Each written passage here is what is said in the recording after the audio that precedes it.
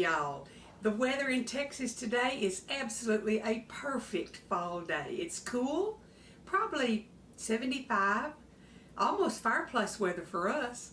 And the sun's shining and a gentle breeze is blowing, and oh my goodness, it makes you go,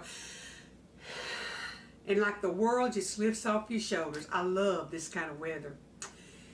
My son-in-law's birthday was yesterday, and so today he is going to get a birthday supper.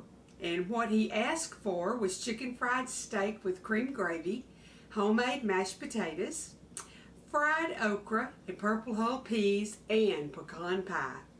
Now, when I first started my channel, I did a video making pecan pie the way my mother-in-law made it, and I shared on that video that when I married Troy, that was his favorite pie. So man, immediately I decided I'd make pecan pies.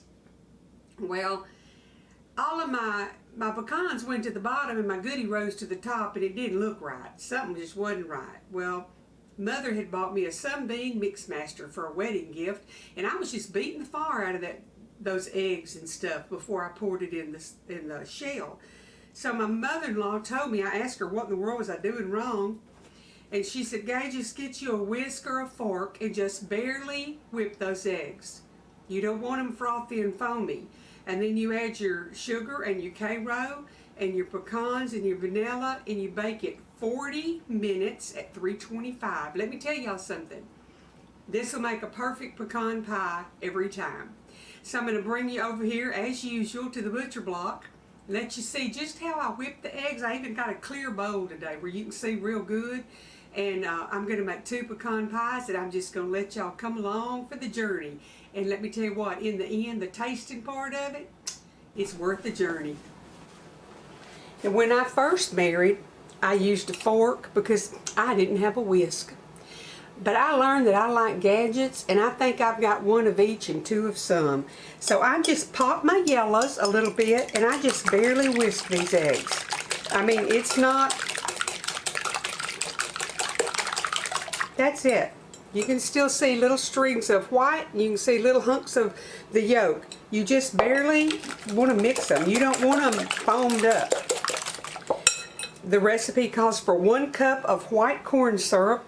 And I call everything Karo because that's the brand that we have around here. And I think probably this is true Karo, but a lot of times it's Kroger Karo that I'm using. And then it calls for a 1/2 cup of sugar. And I forgot my salt. Calls for about 1/8 of a teaspoon of salt. So I am going to just guesstimate here about how much. And I'll have to do that again in a minute. Calls for a teaspoon of vanilla. And I'm making 2, by the way. And then 1 cup of pecans. So you've got 3 eggs, 1 cup of Karo syrup or white corn syrup, about 1/8 of a teaspoon of salt, a teaspoon of vanilla, and a cup of pecans, 3 eggs. I'll put y'all a picture at the end like I usually do. And I like to chop my pecans, not little bitty, but pretty small. And that is it, friends. I'm fixing to get this one in the shell, and I've got 1 more to mix up. I'm going to go ahead and make 2. Just as easy as making 1, just about it. And I didn't make pie shells again today. One of these days I'm going to do it, and I'm going to master it, and they're going to be good. But I told y'all, the last time I made my own pie crust, which was years ago, they were tough, to say the least. We scraped the goodie out and left the crust, and my son held that crust up and said, Jordan's reusable pie crust. And I mean, it was. You could pick it up in 1 big hunk. Well, I learned real fast and in a hurry about Pillsbury's ready-made pie crust. I'm going to put my pinch of salt in there and get that out of the way. So that's what I'm using again today, is the Pillsbury. Okay, I'm going to pop my yolks. Just whip them a little bit.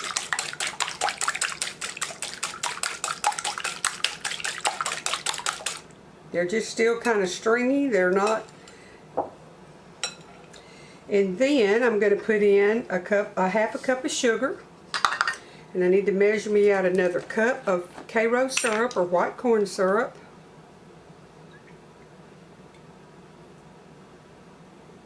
And you know what? I've been telling y'all to stock up on stuff. Well, guess what? I have 2 extra bottles of this because I know some people around my place likes pecan pie. And I want to be sure I have what I need to make it. 1 teaspoon of vanilla. And I'm going to mix this a snitch, and then I'm going to put my Karo syrup in here and stir it around some. I'm mostly stirring, I'm not whipping. I don't want it all whipped up and foamy, okay? I keep saying that, but that's the trick.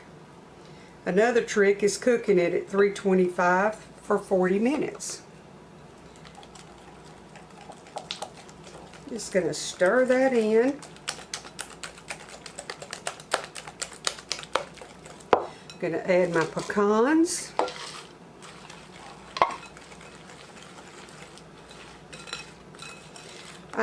Sometimes when I make chicken fried steak, I buy round steak and tenderize it. But this time I bought cube steak, and that's what I'm going to be using today, is cube steak to make chicken fried steak. Well, I'm going to have to move this. It's going to fall on me.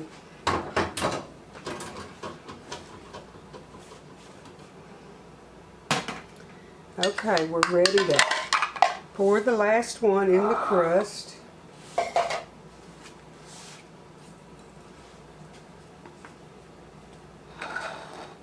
And then I've got my oven hot, and I'll tell you, I actually put a thermometer in there to be sure that I've got it at the 325 because I love it when my pies come out perfect.